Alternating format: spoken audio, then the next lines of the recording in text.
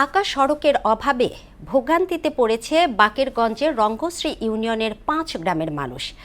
বৃষ্টি নামলেই সড়ক জুড়ে জমে হাঁটু পানি, কোথাও বড় গর্ত, কোথাও আবার পিচ্ছিল কাদায় পা ফেলাই দায়। শুকনো মৌসুমে এই সড়ক হয়ে ওঠে ধুলোর রাজ্য। এভাবেই বছরের পর বছর দুর্ভোগ পোহাচ্ছেন এলাকাবাসী। এম.এ. সাখাওয়াত হোসেনের তথ্যচিত্রে তাহসিন তারিনের রিপোর্ট। বরিশালের বাকেরগঞ্জের রঙ্গশ্রী ইউনিয়নের দাসেরবড়ি পোল থেকে চোকাদার বাড়ি পর্যন্ত প্রায় ৩ কিলোমিটার সড়ক এখনও কাঁচা। স্থানীয়দের অভিযোগ, প্রায় ২ যুগ ধরে সড়কটি পাকা করার দাবি জানিয়ে এলেও কার্যকর কোনো উদ্যোগ নেওয়া হয়নি।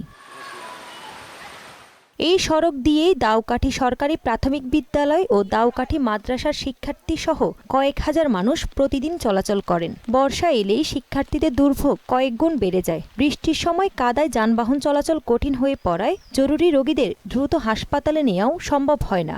রাস্তাগুলো একেবারেই খুব নাজেহাল অবস্থা। বর্ষাকালে ছেলেপেলে স্কুলে যাওয়া, মাদ্রাসা, আমাদের পথচারীদের খুবই কষ্ট হয়। বর্ষায় স্কুলে আসতে কষ্ট হয় কাদার জন্য।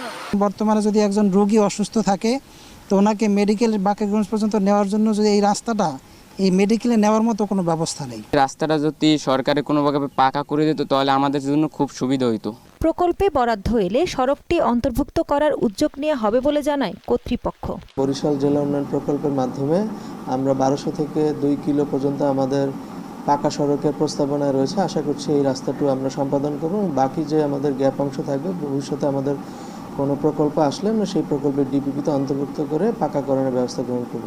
দীর্ঘদিনের দুর্ভোগ থেকে মুক্তি পেতে দ্রুত সড়কটি পাকা করার অপেক্ষায় রয়েছেন স্থানীয়রা। তাহসিন তারিন, মোহনা সংবাদ।